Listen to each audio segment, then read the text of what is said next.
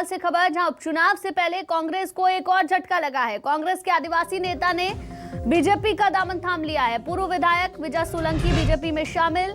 CM Shivraj ने सदस्यता दिलाई है। खरगोन की भगवानपुर सीट से कांग्रेस के विधायक हैं सोलंकी, लेकिन अब कांग्रेस का दामन छोड़कर बीजेपी में शामिल हो गए हैं।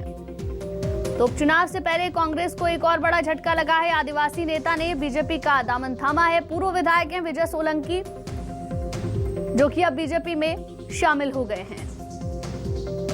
सीएम शिवराज ने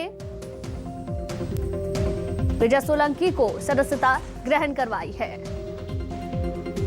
इससे पहले हमने देखा था सुलोचना रावत भी कांग्रेस छोड़कर बीजेपी में आ गई थी। उसको लेकर भी काफी सियासत हुई थी, काफी बयानबाजी भी हुई थी। अब एक और झटका कांग्रेस पार्टी को लगा है।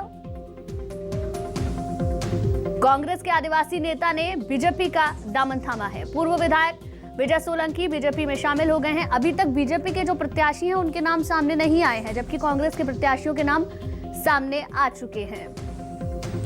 8 अक्टूबर नामांकन की आखिरी तारीख है। उम्मीद ये की जा रही है आज या कल में बीजेपी के जो प्रत्याशी हैं, जो उम्मीदवार हैं, उनके नामों की घोषणा कर दी जाएगी। लेकिन इन सबसे पहले एक बड़ा झटका कांग्रेस पार्टी को लगा है। आदिवासी नेता हैं विजय सोलंकी, कांग्रेस को छोड़कर बीजेपी का दामन उन्होंने थाम लिया है। खरगोन की भगवानपुर सीट से कांग्रेस के विधायक सोलंकी रह चुके हैं। कांग्रेस पार्टी छोड़कर बीजेपी में शामिल हो गए हैं। मुख्यमंत्री शिवराज सिंह चौहान ने सदस्यता ग्रहण कराई है। तो भोपाल से इस वक्त ये बड़ी खबर आपको बता रहे हैं। एक और झटका उपचुनाव से पहले कांग्रेस पार्टी को लगा है। आदिवासी नेता पूर्व विधायक अब बीजेपी में शामिल हो गए हैं।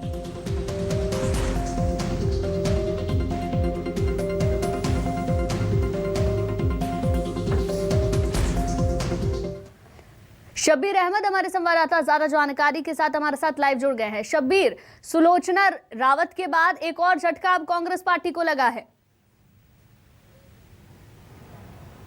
बिल्कुल, एक के बाद एक कांग्रेस को झटके लग रहे हैं और संभलने से पहले ही एक और झटका लग जाता है। ये कह सकते हैं कि कांग्रेस पार्टी से पलायन करके नेता दूसरी पार्टी में शामिल हो जाते हैं। और अब एक और विधायक, पूर्व विधायक जो है भगवानपुर से विधायक रहे हैं विजय सिंह सोलंकी, उन्होंने पार्टी का दामन छोड़ दिया है और बीजेपी में शामिल हो गए। हरदा में सीएम शिवराज सिंह चौहान ने खुद विजय सिंह सोलंकी को सदस्यता दिलाई है। भगवानपुर वो सीट है, ये खरगोन सीट में ये शामिल है, खरगोन जिले में ये आती है।